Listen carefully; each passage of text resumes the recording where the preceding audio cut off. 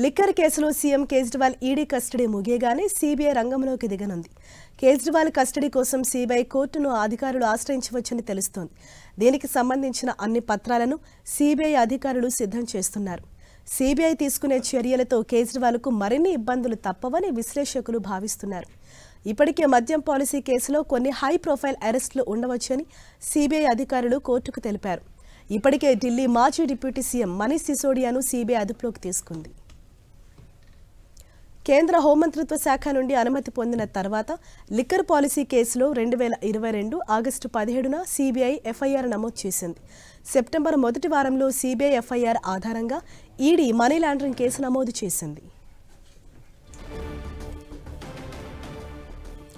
మద్యం పాలసీ స్కామ్తో పాటు ఢిల్లీ జైల్ బోర్డులో అక్రమాలకు సంబంధించిన కేసును కూడా సీబీఐ విచారిస్తోంది. 2022 జూలైలో సీబీఐ అవినీతి కేసు నమోదు చేసి సోదాలు నిర్వహించింది.